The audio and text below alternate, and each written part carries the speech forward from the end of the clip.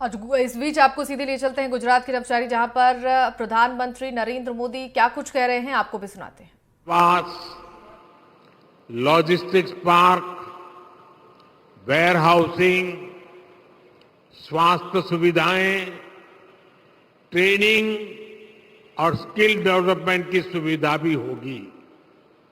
यानी ये पार्क यहां आसपास के गांवों में भी रोजगार स्वरोजगार के अवसर लेकर आएगा। साथियों, आज सूरत के लोगों के लिए एक और अहम प्रोजेक्ट पर काम शुरू हो रहा है। 800 करोड़ रुपए से ज्यादा राशि से बनने वाले तापी रिवर बैराज, ये तापी रिवर बैराज का आज शिलान्यास हुआ है। तापी रिवर बैराज ये बनने से सूरत में आने वाले कई वर्षों तक सूरत में वाटर सप्लाई की चुनौती, उसका समाधान हो जाएगा। इससे बाढ़ जैसे खतरों से निपटने में भी मदद मिलेगी। साथियों, गुजरात समाज जीवन में, औद्योगिक विकास में बिजली का महत्व बराबर जानता है। 20-25 साल पहले एक समय ऐसा था जब गुजरात में घंटों घंटों तक बिजली की कटौती हुआ करती थी। आज जो 25-30 साल के लोग हैं ना, उनको पता भी नहीं होगा कि हम उस जमाने में अंधेरे में जिंदगी गुजारते थे। जब मैं सीएम बना तो लोग मेरे पास आकर गुहार लगाते थे, किसी तरह शाम के भोजन के समय बिजली का इंतजाम हो जाए। आप विचार करो, 2001 में लोगों मांगे शू करता था कि साहेब सांजे वाळू करती वक्त बिजली मळे एटलू करो काई। ऐसे हाल थे।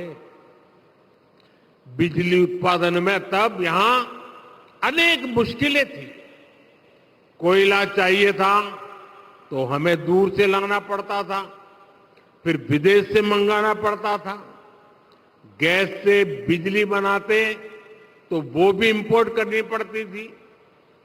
पानी से बिजली बनाने की संभावना बहुत कम थी। इन संकटों के साथ गुजरात का विकास असंभव था, लेकिन असंभव को संभव करने के लिए तो मोदी है।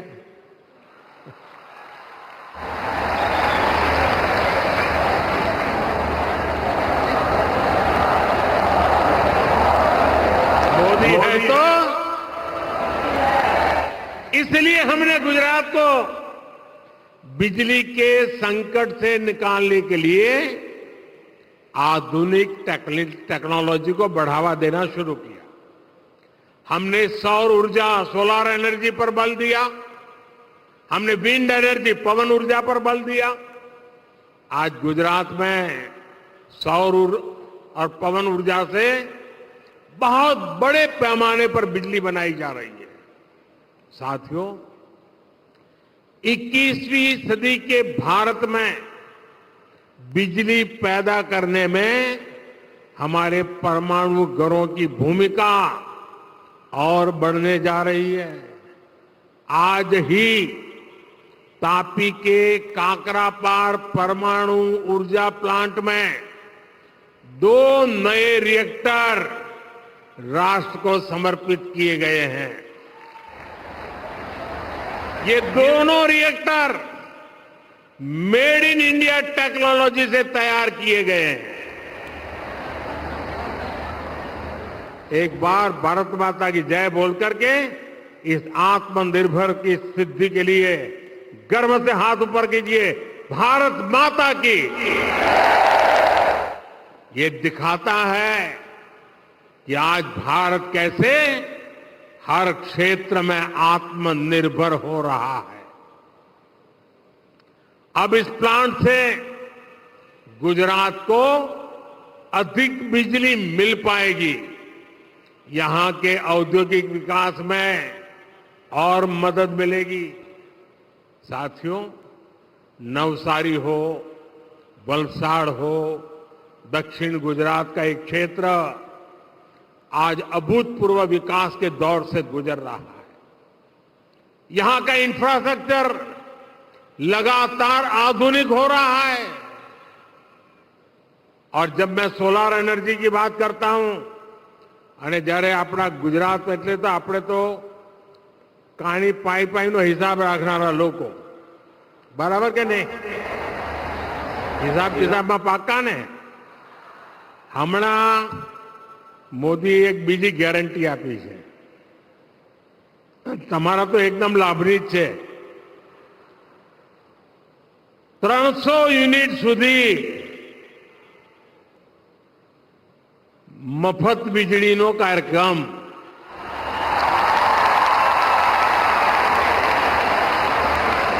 અને કાર્યક્રમ છે પીએમ સૂર્યઘર। પીએમ સૂર્યઘર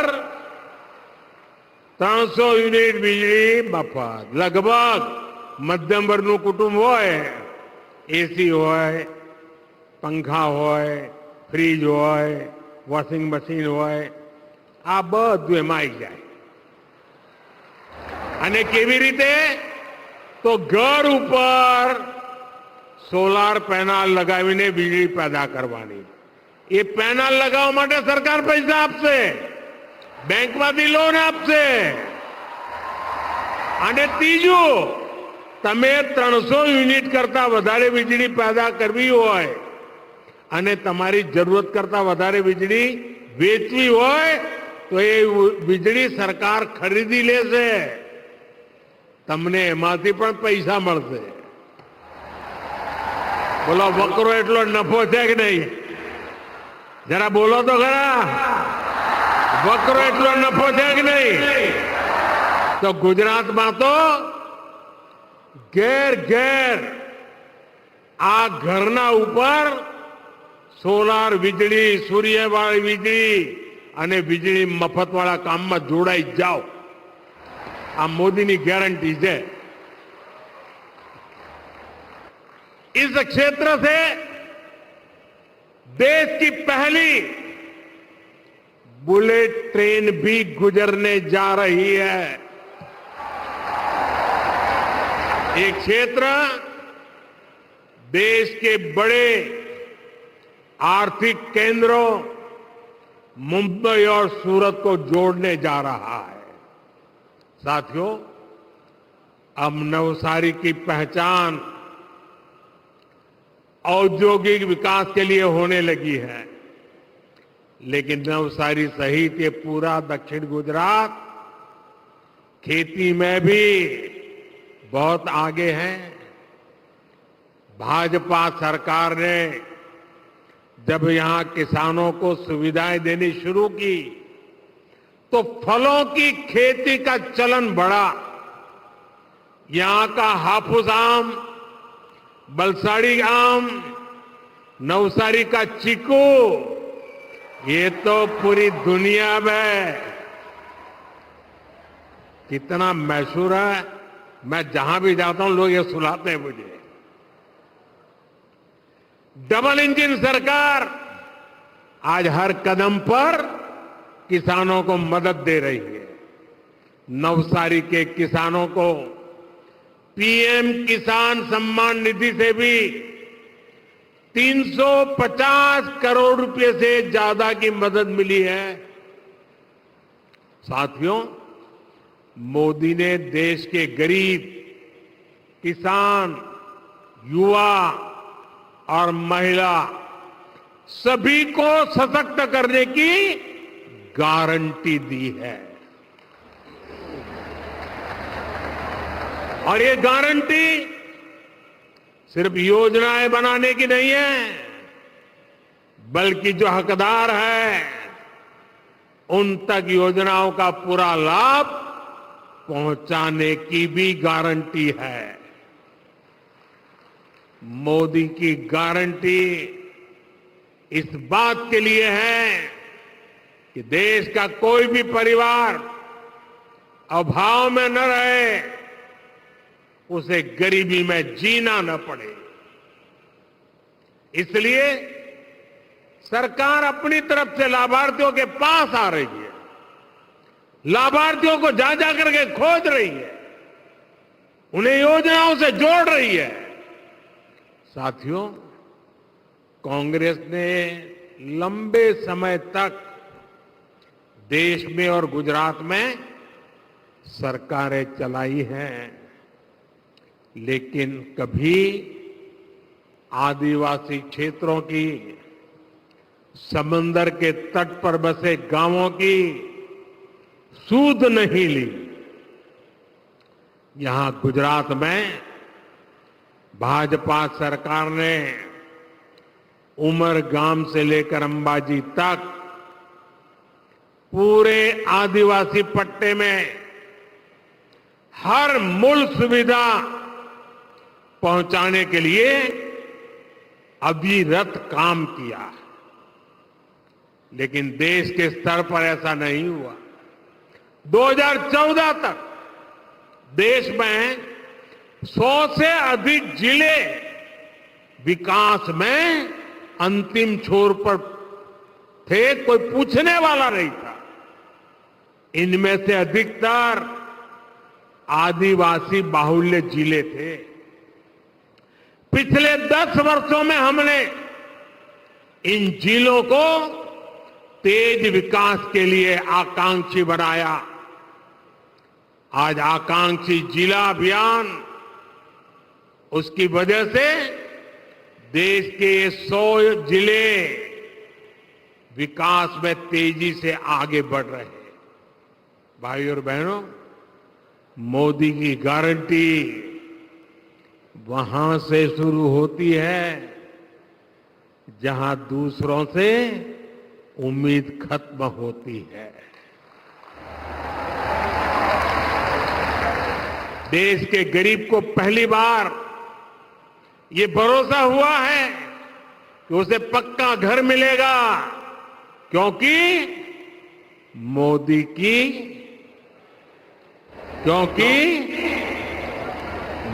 की गारंटी है।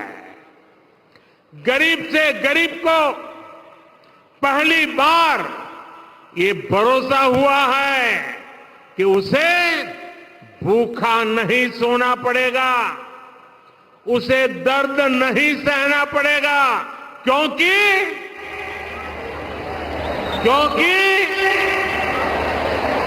दूर सुदूर के गांव में रहने वाली बहन को भी भरोसा है कि उसके घर बिजली आएगी, नल से जल आएगा, क्योंकि मोदी की गारंटी है। क्योंकि गरीब, किसान, दुकानदार, मजदूर, इन्होंने कभी सोचा भी नहीं था कि इनके लिए भी बीमा और पेंशन की योजनाएं बनेगी। लेकिन आज ये हुआ है क्योंकि, पूरी आवाज से बताइए, क्योंकि साथियों, आदिवासी क्षेत्रों में सिकल सेल एनीमिया एक बहुत बड़ी चुनौती रही है। गुजरात का मुख्यमंत्री रहते हुए हमने इसके लिए अनेक कदम उठाए, लेकिन इस बीमारी को दूर करने के लिए देश के स्तर पर प्रयास होना जरूरी था। अब हमने सिकल सेल एनीमिया से मुक्ति दिलाने के लिए राष्ट्रीय मिशन शुरू किया है। इसके तहत देश भर के आदिवासी क्षेत्रों में सिकल सेल एनीमिया की जांच की जा रही है। विकसित भारत संकल्प यात्रा के दौरान भी लाखों लोगों की जांच हुई है। अब तो यहां मेडिकल कॉलेज भी बन रहा है। आदिवासी बहुल जिले में मेडिकल कॉलेज बनना पहले कितनी बड़ी बात होती थी। आज अनेक आदिवासी जिलों में मेडिकल कॉलेज बन चुके हैं। साथियों, गरीब हो या मध्यम वर्ग, गांव हो या शहर, हमारी सरकार का प्रयास है कि हर देशवासी का जीवन स्तर और सुधरे। अपने दशकों के शासन में कांग्रेस भारत को 11वें नंबर की इकोनॉमी ही बना पाई। और चलिए इसी के साथ इस बुलेटिन में बस इतना ही। तमाम खबरों के लिए आप देखते रहिए एनडीटीवी राजस्थान। नमस्कार।